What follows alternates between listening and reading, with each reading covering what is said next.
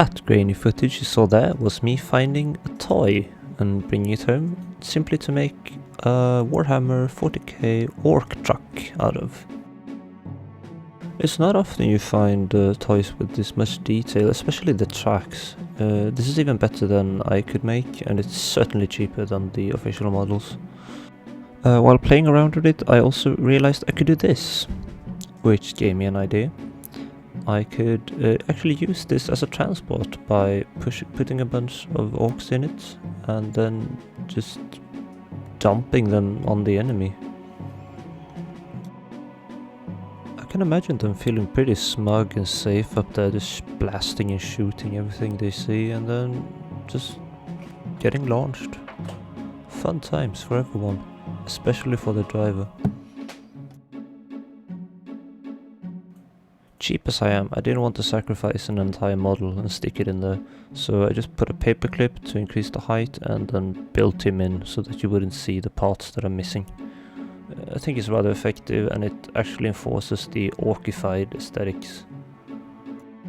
It's a good thing I'm gonna glue him in there because it's an utter pain to get in and I don't want to do it more than necessary.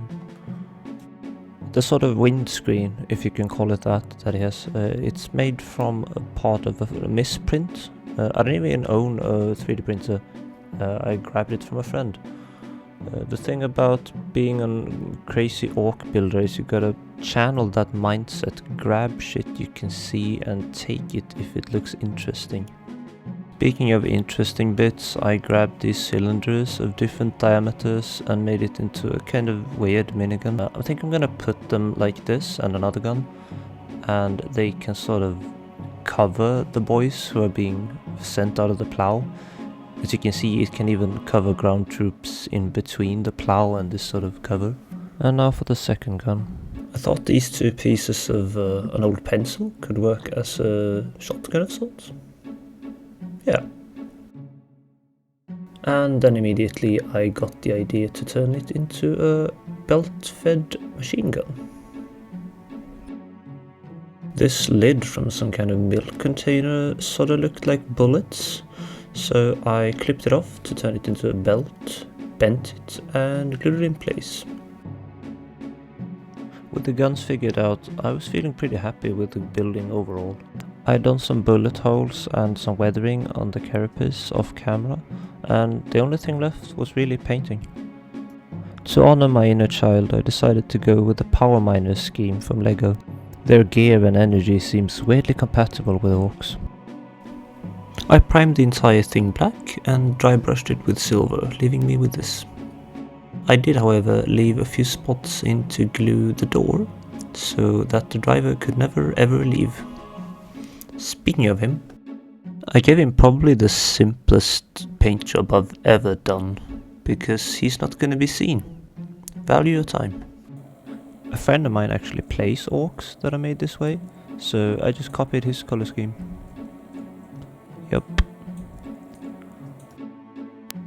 It's then time to speed up a bunch, because I did a bunch of panel lining using this very simplistic but delicate method, as you can see, called mashing the F out of the model with a brush you don't like anymore. We do this to the entire model and then we put some highlights. Easy. I wasn't joking about the brush, by the way, this is borderline hateful. Look at those poor bristles. If you haven't seen this technique before, then imagine this. The sun or the light, any light source, is hitting up in the left corner. That's what I've chosen. You can choose any direction. And then you sort of color that part in with the lighter color, giving the impression of light hitting the model. In short, when highlighting a rectangle like this, you highlight the left-hand corner and the upper corner, and it should look good. And here we are, it's done. Except not really. Right? This looks pristine, it could be new. So we gotta put this crap on. Yeah, I don't wanna be a shill, but this stuff is convenient.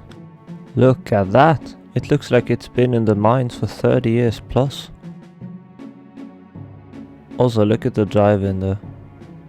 He's never getting out.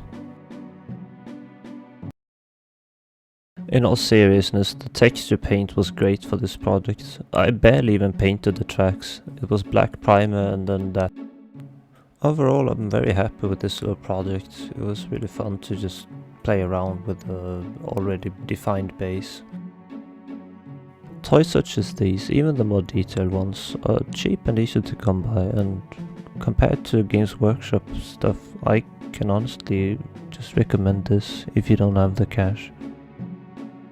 Lastly, I want to thank Depth Echo for the wonderful music. Do check out their YouTube channel in the description down below. Thanks as well to my good friend Klaxel. If you like these orcs, you should definitely check out his. He has tons of Power Miner related orcs in his Reddit, also in the description. And of course, thanks for watching.